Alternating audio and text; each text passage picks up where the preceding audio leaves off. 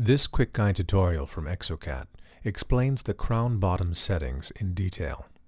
Important note, this part of the design and the parameters involved are crucial for a proper fitting.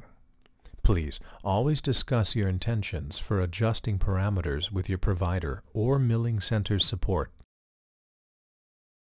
In the 5-axis mode, you will notice that the arrows show individual insertion axes for each tooth, whereas the 3-axis mode enforces a unique insertion axis for bridges. Note that you will not always be prompted to define the insertion axis. A red arrow indicates that the insertion axis for this tooth might not be optimally defined and may need your attention. With a right mouse click on the tooth, you can always verify or change it.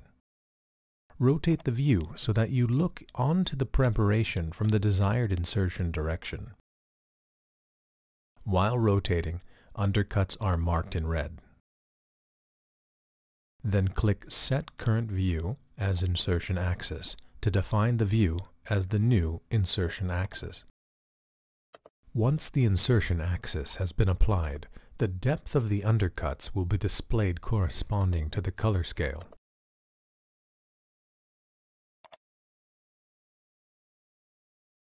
Use the drop-down menu to switch to another tooth and correct its insertion axis. In the tooth bow, you can select a series of teeth with a click to define a unique insertion axis for those. Click Set Current View as Insertion Axis to define a unique insertion axis for the selected teeth, or check Unique Insertion Direction for bridges to choose a unique insertion axis for all connected crowns. Note that the software will automatically enforce parallel insertion axes for bridges if a material configuration for 3-axis, 4-axis milling is used. Now let's choose a unique insertion axis for the bridge and click the OK button to apply the changes to the crown bottoms.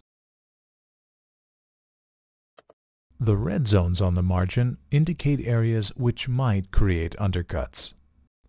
This behavior can be changed in the Undercuts tab, which will be explained later in this video. Let's choose a custom view for tooth 16 to show the main cement gap parameters. The yellow area is the cement gap zone. It can be adjusted with the cement gap slider. And as you can see now, the new cement gap is computed in real time. The green zones on the dies and in the wizard indicate areas where there is no gap. The distance from the margin without cement gap can be adjusted with the slider from margin or by typing in a value. Furthermore, both zones can be defined with a brush. Click on the brush button for the zone you want to adjust. Let's try it with the no cement gap zone.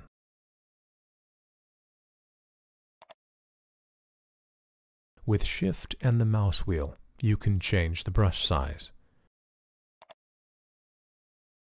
Extending the green zone without cement gap in the margin area will certainly increase friction.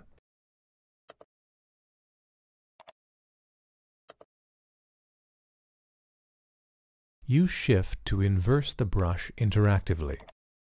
This allows you to delete brushed parts very easily. Click on the brush button of the other zone to brush and adjust the yellow area.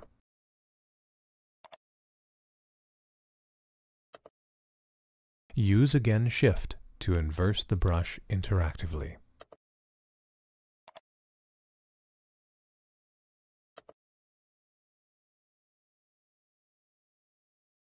It is also possible to add an additional zone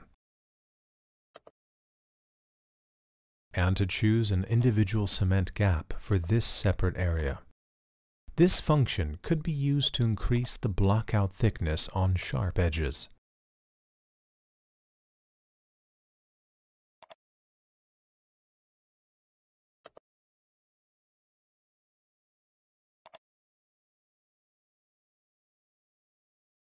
Also here, you can use Shift to delete brush zones.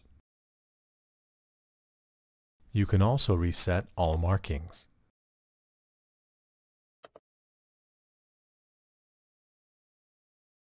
Some people might want to use the additional zone as a cement gap end with no spacing to avoid the rocking of big bridges.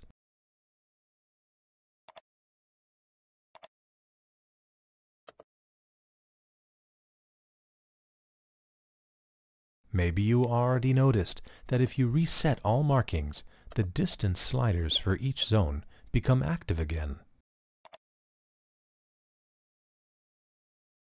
Now you can even define a distance for the blue area from the top. You can again adjust the cement gap thickness in this zone.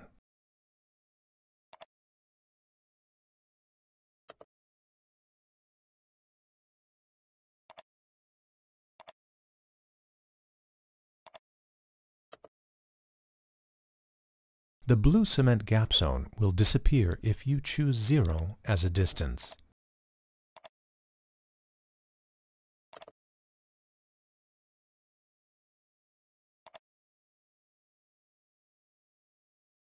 Additional spacing allows you to add additional offset spacing to the entire crown bottom, independent of the cement gap.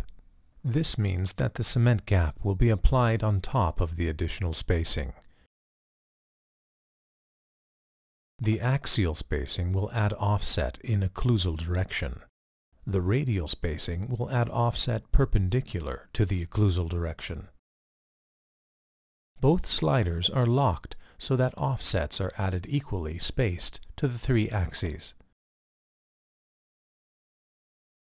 The higher values are here, the looser the fitting.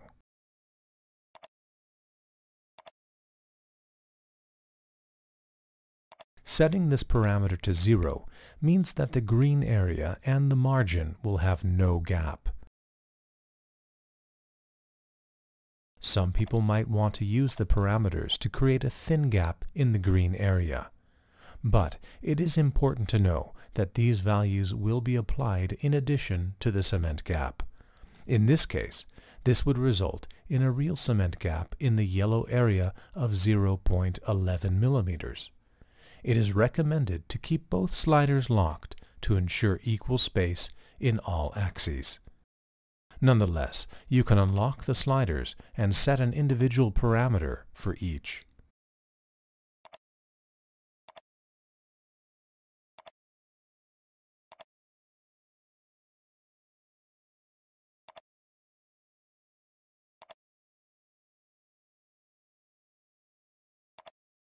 You can also use negative values to create a tighter fitting. The result would be a crown that has a smaller bottom than the die. Note that negative settings may lead to manual work on the restoration. However, trying to improve the fitting by changing the additional spacing values is a workaround, not a solution.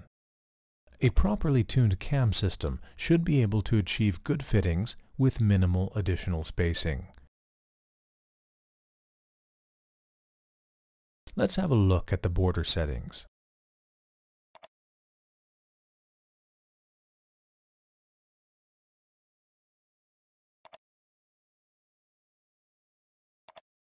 I've prepared a sectional view which will help us to understand how the border shape can be influenced.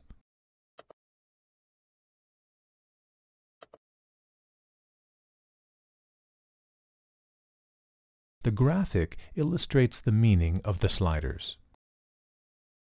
Horizontal defines the horizontal crown border width. Typically, material properties enforce certain limits here. For example, for zirconia, the common minimum value is 0.2 millimeters. Angled defines the length of the border's angled part. This is commonly set to 0 for metal.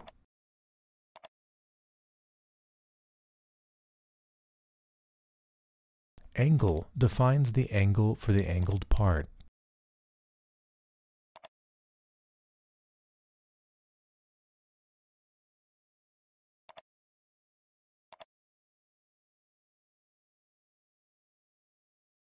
Vertical defines an additional vertical border. Commonly, this value is also set to 0.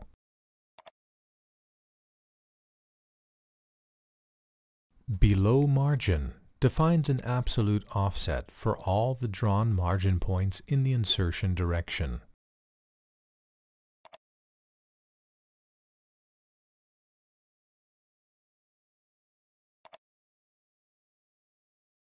The third tab in the Crown Bottoms dialog provides undercut-related options and milling parameters.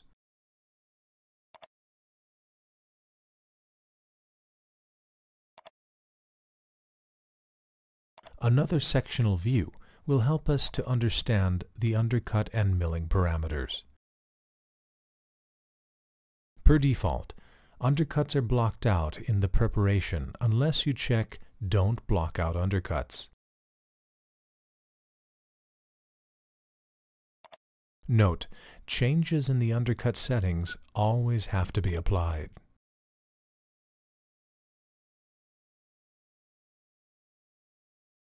Now you see that undercuts are not blocked out. Let's again look at the preparation when undercuts are blocked out. Here is the default situation with blocked out undercuts. Undercuts are always blocked out parallel to the insertion axis, unless you explicitly choose an angle that should be applied for blocking out undercuts.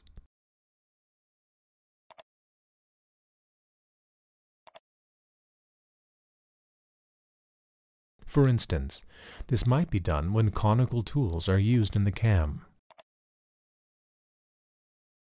Let's come back to the default settings.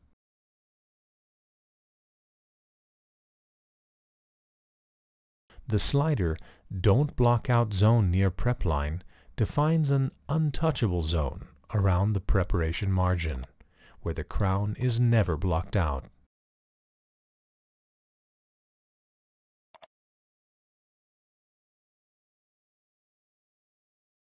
You see now how the upper part is blocked out, but as soon as the untouchable zone is reached, the crown bottom will go back to the preparation. Note that these settings may create undercuts in the crown bottom, marked in red. It might not be possible to produce this kind of restoration with 3-axis milling. The default value in our generic version is 0.1 millimeters. This means that just a very small area at the crown margin has not been blocked out. Now I will demonstrate the behavior with Don't Block Out Zone near prep line set to 0, a setting commonly used in 3-axis mode. As you can see, the crown will not be in contact with the preparation along the margin. These gaps are marked in magenta. In 5-axis mode, I recommend to set this value equal to the cement gap distance. This helps to ensure that the crown is completely in contact with the preparation in the green area. Let's switch back to the sectional view. We will now have a look at the Anticipate Milling feature. This feature will add a tool diameter compensation to the cement gap for sharp edges. If you have selected a material for milling, it is checked per default. If unchecked, no tool compensation will be computed, and sharp edges are just blocked out with the cement gap.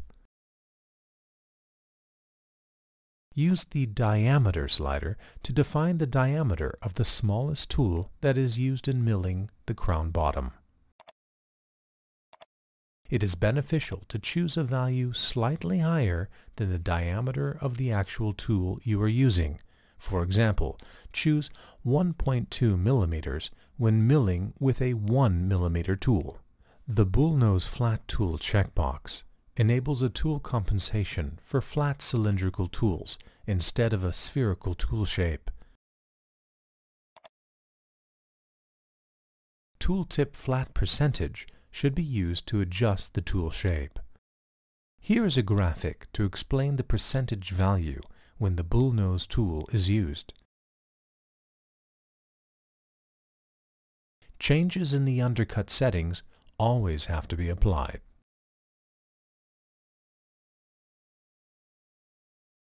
The tool compensation looks flat now.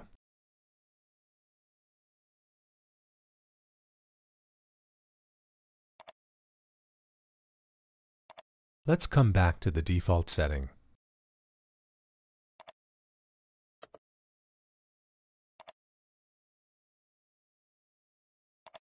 The button Show Undercuts leads to the cement gap undercuts being displayed with a color scale.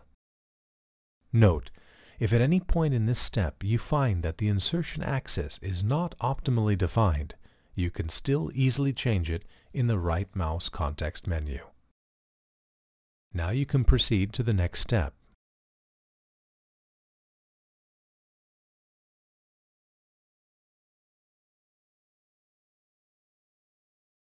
The software's exact blockout behavior depends on the material configuration provided by your system integrator. In most material configurations for 5-axis milling, the cement gap is applied after doing the blockout. This means that for step preparations, generating the cement gap itself may cause new undercuts.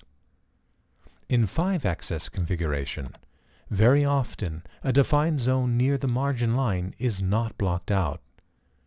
This also could cause new undercuts in the margin area. But that is fine. A 5-axis machine can produce these and it will give an optimal result. In the standard 5-axis configuration, changes in the cement gaps will usually be computed and visualized in real time.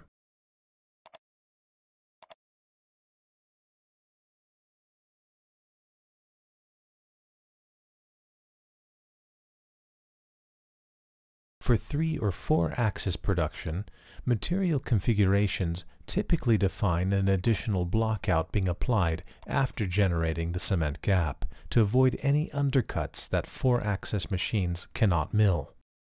For the same reason, undercuts are very often blocked out all the way down to the margin using a value set to 0. But this configuration could create gaps in the crown border. As already mentioned in this tutorial, such gaps are to be indicated with magenta color on the borders. Note that computing the blockout of the cement gaps with 3-axis configuration is a computationally intensive operation and cannot be done in real time. Therefore, when adjusting the parameters, you might be prompted to click Preview Result after blockout to preview the result, including the blockout.